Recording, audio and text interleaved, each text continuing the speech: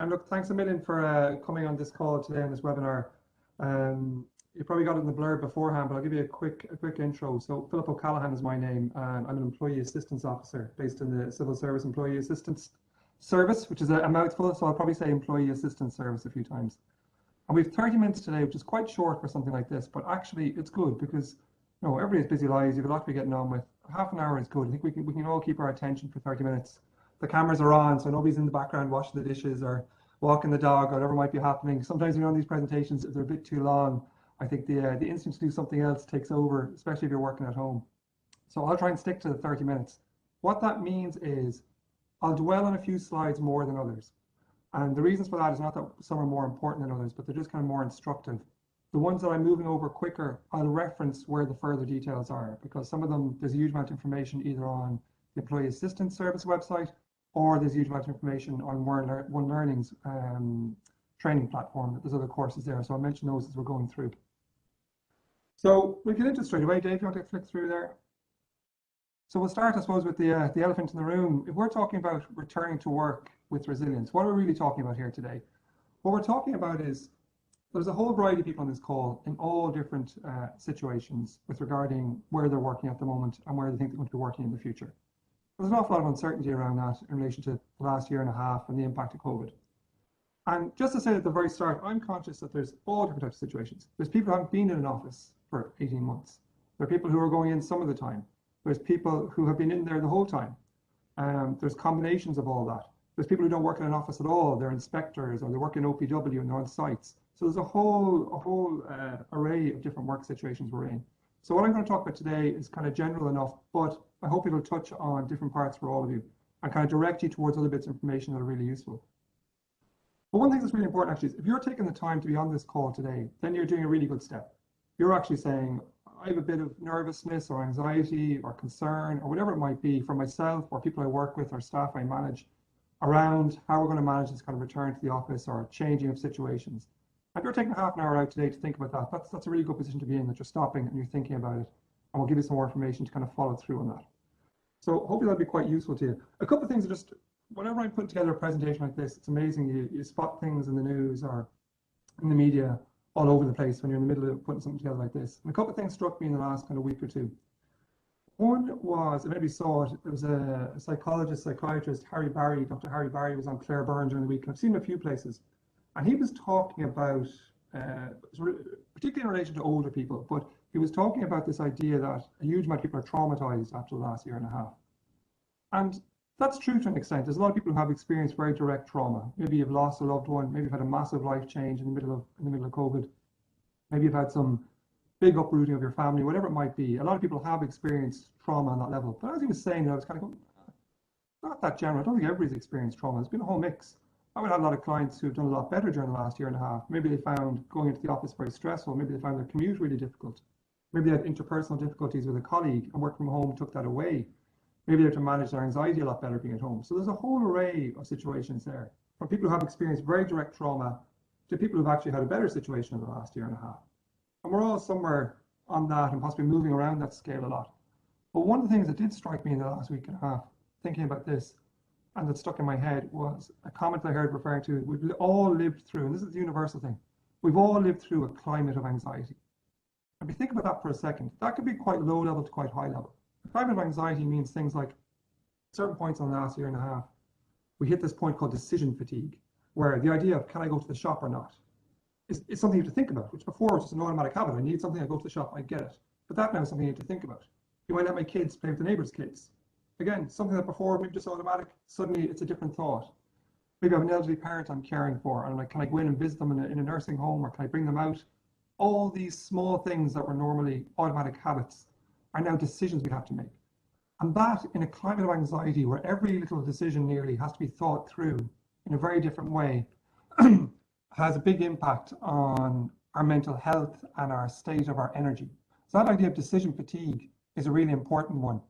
I'm trying to speak up a little bit, by the way, because I'm conscious some people can't hear it very well, so I'm being a little bit louder. I hope that's okay.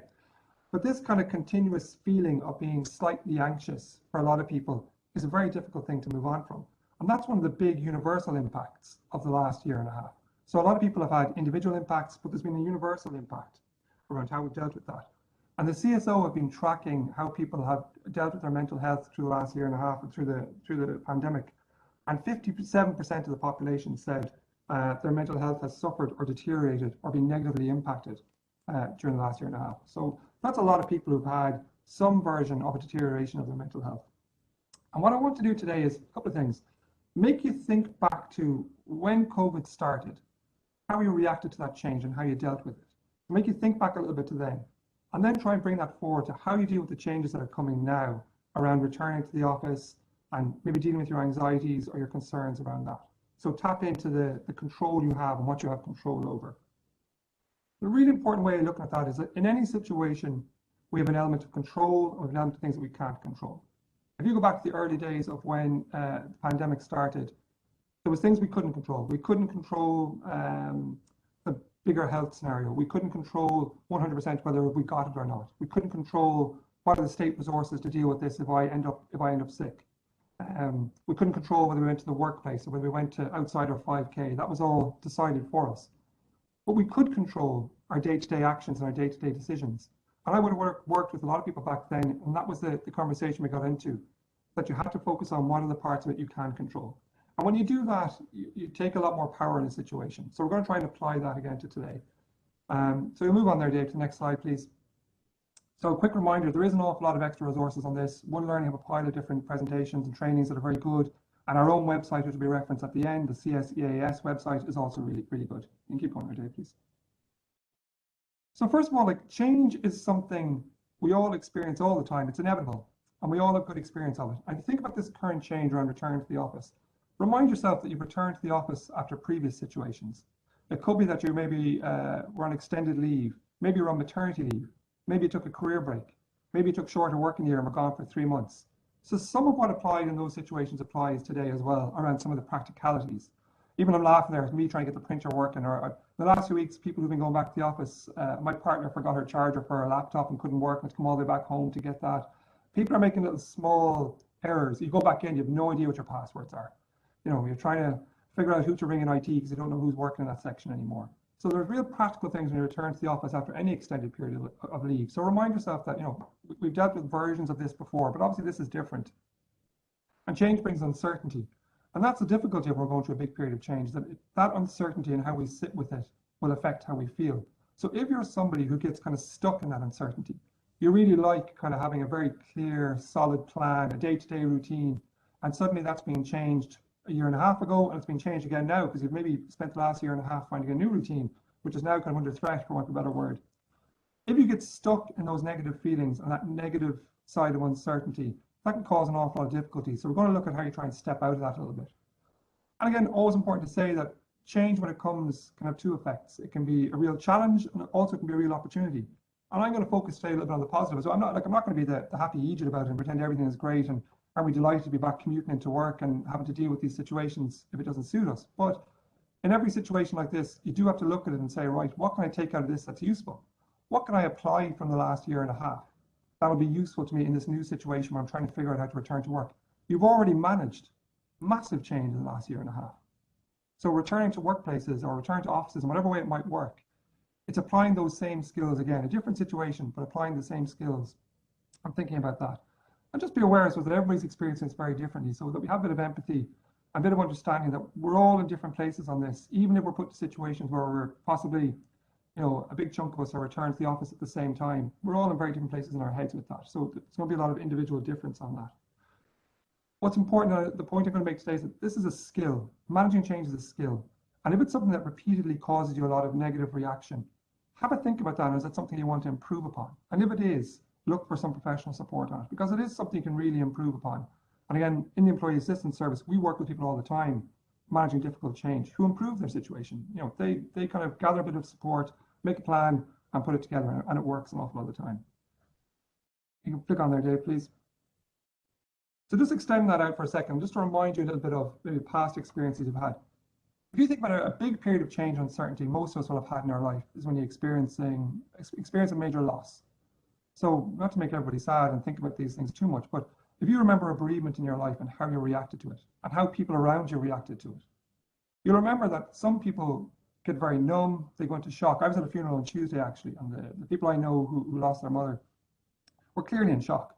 They haven't made any sense of it yet, they haven't processed it yet, and they're just getting through the days, and it's all a bit glazed. And you know that feeling if you've experienced it. You don't even remember days, potentially weeks after a loss and a bereavement. And what's going on the last year and a half has been a massive kind of scale of people experiencing the loss on maybe a slightly lesser level than bereavement, but loss all the same. And we think about what happens when we experience loss. We go into that shock state sometimes for an initial period. And then some people get very busy, so they get really practical. They're organizing the funeral, they're making all the sandwiches, they're dealing with everybody else in the family. And then maybe that could hit them 3 months, 6 months down the line, that they kind of crash a little bit. So when you have this change and uncertainty around loss, there is a kind of a, you'll hear the steps and the stages of grief. And it's not there's a set stage to it, but you do go through a process. And if you think about a loss you had a number of years ago, you came through it. And at times you would have thought, there's no way I'm getting through this. I'm a zombie, I'm walking around barely holding it together, right? But the point is that we do, as people, we go through these stages and we eventually come out the other side. And when I talk about come out the other side, we get to a point of acceptance. And acceptance doesn't mean you accept your situation. It means that you figured it out, you find out where it sits in your life. You still might be really upset by the loss, you might carry it around every day, but it's become part of you. You accept it as part of you, it doesn't become something else. And it's a really good way to remind yourself with this situation at the moment that what happens is sometimes there's an emotional backlog when we go through a massive change. That we either go through a period of shock where we cut it all off, or we go through a period of real practical, just do, getting things sorted. And eventually there's an emotional catch up. And so what we're trying to do today is just head off that emotional catch up a little bit and be prepared for it. Okay? Move on there, please, Dave.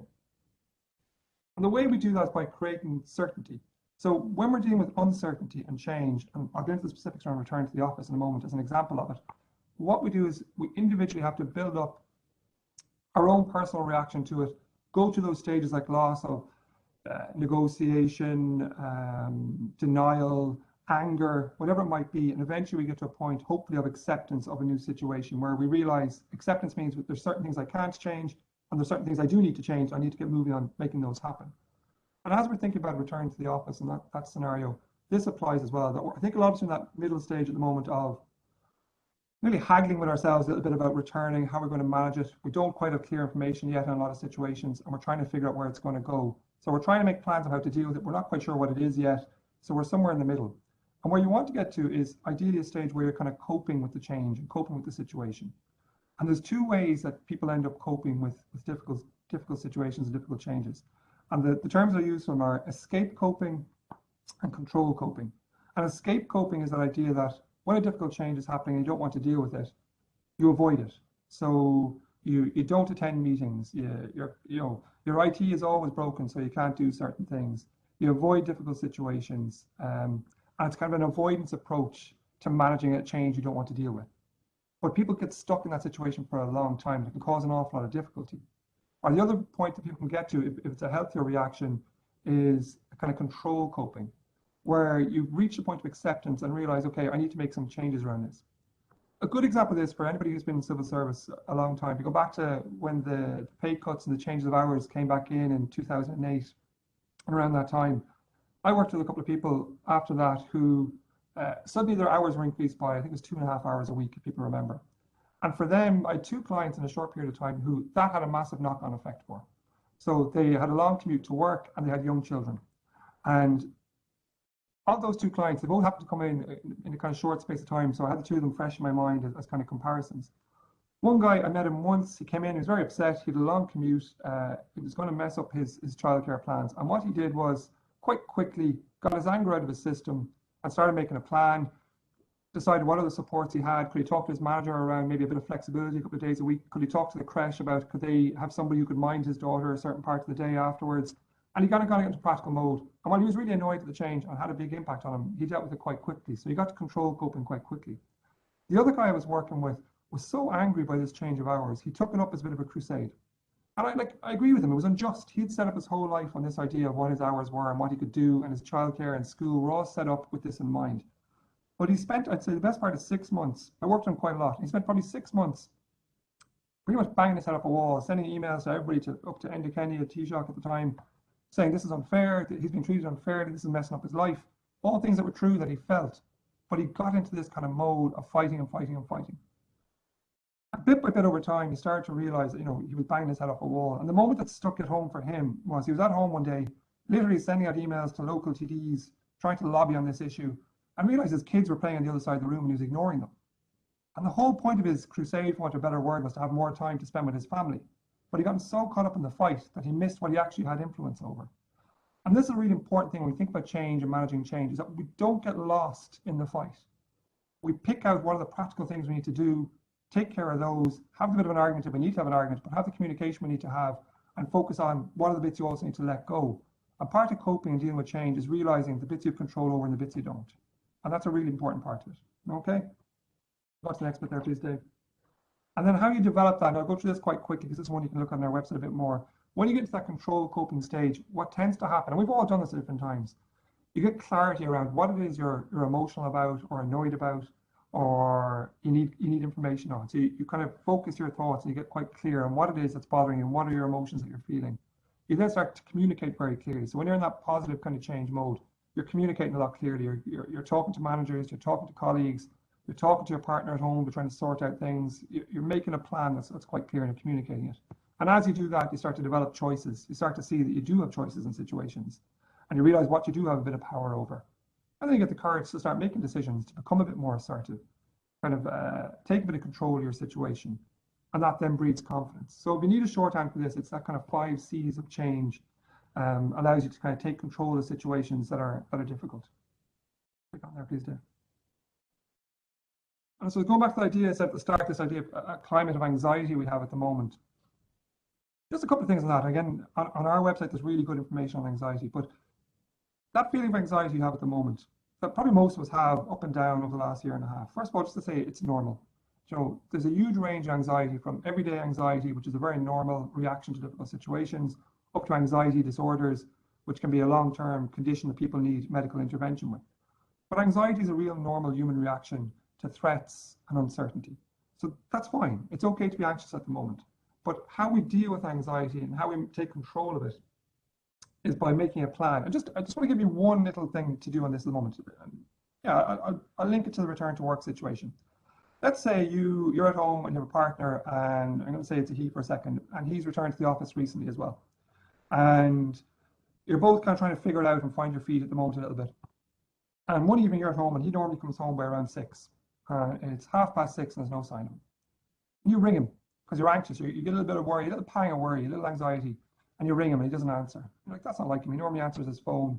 I'm a little bit nervous. So you then start checking AA Roadwatch to see is there any roadworks on the way home.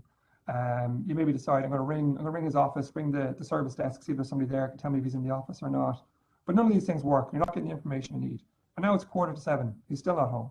It's 7 o'clock. He's still not home. In that situation, if our anxious mind takes over, our mind goes to a situation of he's been in a car crash. He was on the way home. He's in a car crash. He can't answer the phone. This is obviously a horrific situation. Either he's injured and damaged, or else the car is written off and our finances are going to be a mess. And if our finances are a mess, we've been trying to save to buy a house. We now can't buy that house. We're going to be stuck in this place we don't want to be living in. I can't have kids because I want to get to a better house before I have kids. Your mind is gone. This is called an anxiety spiral. And any of us can do that really quickly in 30 seconds, be gone from my partner's a little bit late home from work to I'm never having kids and I can't buy a house. So when we get an anxiety spiral, that's what happens. Really quickly our minds go. But if you take that situation, right, I want to apply an example to it. There's a thing called the put it in perspective exercise, just a little exercise you can try. If we apply it to that situation, put it in perspective exercises from a positive psychologist called Martin Seligman. And it's really interesting. So what he says is, you take that scenario and you say, right, when you have a negative thought like that or an anxious thought, you say, okay, think of the worst case scenario and go with it. The worst case scenario is he left the office, he's been in a crash, and there's some outcome of that. You allow your mind to have that thought and go, okay, what's the likelihood of that? Not that likely, actually. He's driving for years, he's never had a crash. There's other reasons that could be behind this. Maybe his phone isn't working, maybe something came up that he didn't say to me, whatever it might be. So you then start to chat at that, but you allow for the worst case scenario. Then you allow the best case scenario. Best case scenario is he was on the way home. He realized how much he loves me, so he just stopped to decide to buy me flowers and chocolates and bring them home. What a great man. And did I marry the best man in the world, right? And allow your thought to go to this imagined scenario, okay? Absolutely great. And then you bring your thought to, well, what's the most likely scenario? Okay, if I can't get him on his phone, the most likely scenario is there's something wrong with his phone. He either can't answer it because he's in a meeting where he can't answer it, or there's a problem with the phone. Maybe it ran out of battery or whatever it is. And the point of this put in perspective exercise, you go best case scenario, you go worst case scenario, best case scenario, most realistic scenario. When you get to that most realistic scenario, that's where you put your energy. And you can apply this to loads of different situations where you get anxiety. And it's a real shortcut to bring your mind back. That spiral I was going on where suddenly you can't have kids and you can't move house and everything's a disaster. You want to catch yourself going that way. The way you bring that anxiety back is exercises like that, where you allow space for the negative thoughts, you allow space for the best thoughts, but you focus your energy on the most realistic. So once you get to the most realistic point in that scenario, you realize actually some days he gets caught in a meeting at 6. His boss is always a devil for going into the last second and saying, I just need to run something by you. And he can't answer his phone when he's in a meeting with his boss. And that's probably what's happened because it's happened before. Or he stops sometimes for the shopping on the way home and he might put on a podcast and he's walking around and he doesn't answer the phone. These are things that have happened before. So you remind yourself of previous situations. And it's a really good shortcut for managing anxiety. And as I said, there's loads of information on our website on anxiety, so you can get a lot more there. Dave, you can flick it on there, please. So down to the practicalities, let's get into returning to the office. And again, the reason why I'm talking about this today is I'm working as an employee assistance officer for about 10 years now. So I work one-to-one with people all the time. And we've been working with an awful lot of people who have different versions of this going on. And the same things keep coming up. So this should apply to a lot of people when you're trying to figure it out. First thing, get yourself informed. If you're returning to the office at the moment, there isn't clear information on it. Try and find clear information. So talk to somebody who's already in there. Is there somebody who you know who works in IT or office services or HR who maybe has been in the office a lot? Get a sense from them of what's going on. Get a sense from them of what's the layout in the building. What's the seating arrangements? Is the canteen open? I met a woman, I have an office in the CSO in Cork, and I met a woman there a couple of weeks ago who, just in passing, said to me she'd returned to the office. She was finding it really difficult because she really looked forward to going back, but she said there was no crack. And her point is that she came back in, but her friends weren't there because they weren't back in. The canteen wasn't open, so there was no kind of tea break catch up. And she was really missing that being out. So she was looking forward to going back in a couple of days a week because she wanted that part of it, but it wasn't there. And the point is, prepare for this in advance. Get the information. Focus on facts. So again, if we don't have information, we fill the void. And at the moment, there's such a lack of information on what is working from home, what's the balance going to be in the future. Different departments are different sections are different managers are talking about it differently. So there's a huge variety in that. So to stop your mind going off in that anxiety kind of spiral, bring it back and go, what do I know? What can I find out? What's factual? And as much as you can, focus on that. If you think about it, like since the pandemic has started, we've had so many mentions of when we think the return to the office date will be, and it's kept on moving. And now it's kind of, everybody's kind of, there was this, oh, maybe September. And that's kind of moved on for a lot of places. Now it's maybe after October 22nd when these next restrictions lift. And in loads of offices, that's not the case. And there's a general talk of maybe after Christmas. And then we're saying, well, we don't know what happens over the winter. Remember last Christmas when the cases spiked. So there's all this kind of uncertainty still there. So you bring it back and say, well, what do I know? I can find out what's going on in the office. I can find out what's prepared, and I can find out if I'm prepared. Talk to your manager. A really important part about return to the office is make sure you're having that conversation. I've worked with people recently who haven't spoken to their managers for months. That they're not having team meetings, they're not having direct conversations, there may be emails being sent out, but they literally haven't spoken to their manager for months.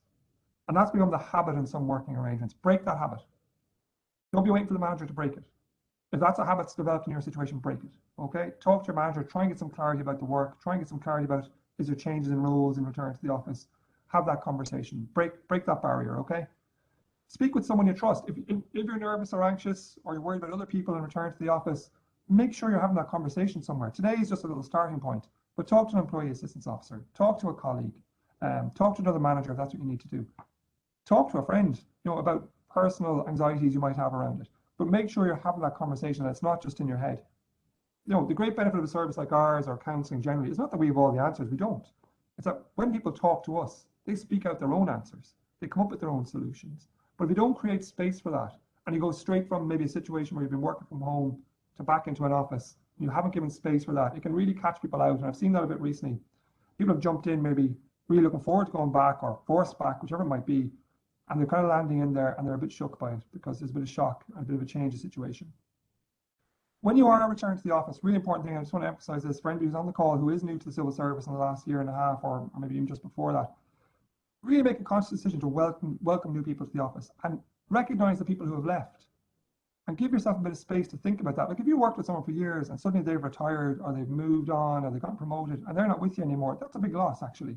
We spend an awful lot of time with people we work with, years and years in some cases. So again, make sure you acknowledge that when you're returning and connecting to people in advance of your return. So if you've got friends in the office, can you go and meet for a coffee before you go back? Are you meeting up or even just ringing each other for a chat? Get into that habit of reconnecting to people so that when you go into the office, it's not all at once. You're not walking around trying to remember half people's names, trying to catch up with people you haven't seen in ages, trying to catch up on all their life story of what's happened in the last year and a half. Emotionally, that's overwhelming. So start to make those little connections now if you can. Okay? You click on there, please, Dave. I'm conscious of the time. We started about 5 minutes late, so I'm giving myself till 11:35, so I hope that's okay for people. So again, just other logistical and practical things around return to the office. I'm saying the word logistical. Logistics. Literally put a bit of time and thought into how you're going to manage the practicalities of return to the office. So again, write it down. Like small things. I know I was laughing this morning about, like, I didn't know how to hook up to the printer in the office I was in because I hadn't thought about that. I hadn't actually, and despite the fact I'm delivering this presentation, I was returning to the office in Dublin today. I'm normally based in Cork. It threw me, and I was like trying to print last minute, and you end up in panics and you end up in situations that don't need to be anxious. Whereas I could have foreseen that if I thought about it properly and said printing in the office in Dublin might be different to printing in the office in Cork, and it was, right? So think about the practicalities around what you need to know. Do you need access to the building? Is that an issue for you? Is car parking an issue for you? Has anything like that changed since you haven't been in the office? If you've been partially going to the office and it's been quiet and you've managed that fine, what's the difference going to be for you? If you've been somebody who's been in the office 2 days a week and it's quiet, and you go back into a situation where it's busy again, what does that practically mean for you? Does that affect how you do your work? If you're working in an open section, are you somebody who doesn't like making phone calls with other people around you? You don't like that part of your work, and you've been managing it quite well maybe in the office, and then suddenly now people are back in. Think about all these practicalities. I was talking to somebody recently who cycles to work, and they cycled into the office and forgot that they didn't leave clothes in the office anymore. And so they cycled in covered in sweat and then started their work day and realized, crap, I forgot to bring clothes in and leave them here, which is what the setup they would have had before. So again, think about the practicalities of your situation, what you need to put in place. We talked about anxiety, and again, make a plan for that. If there's things you're anxious about, the best thing for dealing with anxiety is a plan. No, anxiety is the fear of what might happen, or the fear of the unknown, or the fear of uncertainty. The way you deal with that is you create certainty.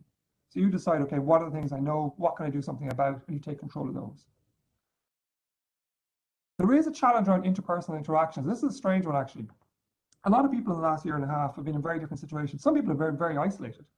And even as things have opened up, have been very slow to open themselves up to connecting to people again. So returning to offices where you're connecting with people can be difficult, actually. You might be used to having these kind of small chit-chat conversations.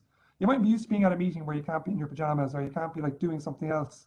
Or I heard somebody recently saying, like, they could be on a Zoom meeting at home. They could be scratching themselves, they could be yawning, they could be rubbing the cat, in a total different mind space to when you're sitting down in a room with other people. I was at a team meeting in person yesterday for the first time in a long time, and it did felt a little bit, it was great, but it was also a little bit strange. I wasn't used to being around 5 or 6 other people in a meeting room. And again, you need to mentally adjust. That might take a little bit of time. And for some people, particularly if you have kind of social anxiety, that can be quite difficult. If you're in a big office, I literally, in the CSO, first couple of times back in, kept meeting people, I couldn't remember their names, because I didn't know them that well. But in normal times, the passing of them every now and then, you'd have an awareness of who they are. But it takes a kind of second or two to kind of go, oh, Jesus, who's that? Yeah, and clicks. And that's okay. Again, these are very normal things when you're going back into a situation like this. But the interpersonal interactions can be a bit different. Be aware of particular health concerns you might have. This is a big issue for people at the moment who maybe have developed health issues that they can manage while working from home. Like, if it's a mental health issue or a mobility issue, maybe you can manage it at home and you can keep working away. But going to the office is a very different thing. There's a whole piece around managing that if you're in that situation. Do you want to tell HR? Do you want to tell managers? What do you want to talk about? What's the balance of what you can do in the office versus what you can't? Do you bring those health concerns up or not? A lot of people are juggling with that at the moment. And again, the point is you need to think about that in advance and make a plan for it. Talk to us. If you need to talk to the chief medical officer, if there's a medical issue that needs to be resolved there, make sure those conversations are happening. The health choices piece in that slide is in relation to vaccinations. And this is a real, look, I'm talking about it, I'm nearly nervous kind of saying it, but this is going to be a real difficult issue in some offices that, some people are very concerned about going into an office where they don't know that everybody's vaccinated. And other people are very concerned about they maybe have chosen not to get vaccinated and they don't want to disclose that information in the workplace. That's a very difficult balance to walk there. But the point in that is, for yourself, try and make clear decisions around it. What are you comfortable with? What are you not comfortable with? I've worked with people recently who have said things like, I don't want to be asked informally about my vaccination situation. But, I'm not comfortable with that as a conversation being brought up, like, say, just casually in a team meeting. I've worked with other people who are saying, I'm not comfortable going to the office if I don't know I'm sitting beside people who are vaccinated. So there is a particular anxiety around that that's quite different. You need to think out your position on that. At the same time as being aware of, there's legal positions on this. At the moment, the situation is clear. In the vast majority of civil service positions, the employer can't ask. It's a personal health issue at the moment. It's not a public health issue in that individual situation. So you need to be aware of what your feelings are on that and what you're comfortable with and what rights you have and what rights you don't have. And again, there's no point getting into an anxiety spiral about it. You need to stop and kind of go, what am I entitled to do here and what am I not entitled to do? From whatever side of that you're on, okay? That's really important. Again, practicalities to think of around caring responsibilities. This is catching people out at the moment. For people who've been working from home, maybe being able to drop kids to and from school might have been a lot easier. Maybe you've had an elderly parent you're able to mind for. You're closer to them when you're at home than you are in the office. You're more accessible. All these things are changing. Start making a plan now. Even if you don't have a date, even if we don't know what the balance is going to be yet, start making a plan around, okay, if I need 3 days a week of support for my elderly mother, or I need someone to help me with drop-offs and pickups, start planning that now. Start talking to other parents, start talking to other support carers. Get that plan starting to take shape. Don't leave it until the last week before you know you're going back in or whatever your situation is. That is catching people out at the moment. The last year and a half has become a new normal for lots of people. This is their new kind of routine, and that new routine is going to be thrown again. So for some people in a very good way, some people are really delighted about it. For other people, that's really going to throw their situation. But again, start making a plan. And the last thing there that's mentioned in this slide is around commuting. This is a really interesting one, actually. Commute is such a negative for so many people who commute a long distance, right? But there's also, for a lot of people, it's quite a positive part of their life. It's a bit where they have a bit of time and space. Maybe they've got a very busy home life and very busy work life, and a bit of commute where you've got the earphones in, or you're reading a book, or you're in the car and it's quite relaxing if you're not stuck in traffic. That can be a really useful time to some people. So it's trying to figure out for you, what does that mean? Are there practicalities around you need to figure out? Is it something you can make useful? And a really important thing with all these things, at the moment, you have a chance of a reset. As you return to the office, you've got a chance to reset a lot of these things and decide, old habits I had when I was in the workplace that I didn't like about myself. Can I change those now? For me at the moment, I'm realizing I'm starting to eat a lot of crap that I haven't been eating, because suddenly I'm stopping in petrol stations a lot more, and that's a weak point for me. If I stop at a petrol station, I go up to the counter and I'm like, spot a giant dairy milk, I'm like, I'll buy that. That'll be my chocolate for the week, and I've eaten before I've left the second petrol station, right? And I know this is a habit I have. But because we're doing a bit of a reset around return to the office, think about the things you do that you want to change. Do you want to build exercise and movement into your day? Do you want to change your commute? Do you want to say, right, I've always meant to flick and cycle, or I've always meant to get off the bus, a stop earlier, and have a bit of a walk? Or even small things like, can I park the car in the furthest space away from the front door of the office when I go back? So I'm getting a 5-minute walk back and forth to the car every time I go. Small things that build up, small habits that you have. Important to look at changing them at the moment, okay? Move on to the next one, please, Dave. We're almost finished, guys. I'm conscious of the time. Just a quick reminder on self-care. Again, there's a pile of information on our website on this, and there's really good stuff around stress and self-care on One Learning. But again, just take that idea at the moment. Like I suppose these images represent, as you're kind of juggling with the idea of returning to the workplace and how you're going to manage that, have you built some of the habits you've developed in the last year and a half that are positive? Can you apply those to your new situation now as it develops? If you've built exercise and movement into your daily routine at home, can you now apply that to the workplace? So can you figure out, when I'm going back to the office, I want to keep this idea of a walk in the morning going. I want to keep this idea of getting up and moving and having a stretch going. These are really, really important things that at home sometimes are easier. But again, can you replicate them in the office? Am I giving myself time for breaks, to connect with other people? On the diet side of things, like I was talking about there, do I have bad dietary habits when I'm working in the office that I don't have at home? Can I catch those now and change them? And again, it's just to give that a bit of thought before you return. What are the habits you had before? Think them through, make a plan for how you're going to change those going back. Again, something struck me yesterday. I was driving up to Dublin, and in the car there was an interview with Roddy Doyle on the radio, and he's written some book, and it's fictional. But he wrote this story about this woman who, the day before the lockdown restrictions came in, gets up and leaves her house and never returns. And he talked about this idea that when big, massive things happen, like 9/11 was another example of it, some people take a massive jump and totally reset their life. So maybe they've had a nagging feeling for a long time of a low-level anxiety or unhappiness. And when something big happens, they go, I now have the option to just step out of all of this, and they walk away. Now, that's a real extreme example of it, okay? I'm not saying we all get up now and leave our houses tomorrow and don't come back, right? But the point is that when there is change like this happening, for all the worries and concerns we have, it is a chance to reset and really think about the habits you've developed and what are the good ones, what are the ones you want to make stick, what are the ones that aren't great and you want to change. And if you put a bit of thought by attending something like this, getting a bit of follow-up information, taking on some of the stuff I'm saying around making plans, looking at logistics, practicalities. If you can start to apply some of those changes now, this could be a really useful and positive time in your life. That you go back to work with a different mindset, a different approach to how you're going to deal with things. Maybe it's that you're going to be more assertive, that you're going to stand up for yourself differently. That maybe in the past you took everything that came your way and you need to be more assertive. Maybe it's that you're going to take more time not to be clock watching. That you're going to say, right, one day a week I'm going to take a longer lunch. I'm going to get out and get a walk because I realize that's really beneficial to me. You still might need to watch the clock because you got a bit of time. You got to get home and you have busy lives. But that you're going to make those healthier decisions. That you're going to improve your sleep. But as you go back to work this time, you're saying, I'm not going to be staying up till 1 or 2 in the morning, getting up at 7 and going in and I'm wrecked by lunchtime. I'm not functioning very well. So take these options at the moment to change these things. And remind yourself, we'll flick on to the next slide there, Dave, we're pretty much done here after this. Remind yourself of the different supports you have. The first one being yourself.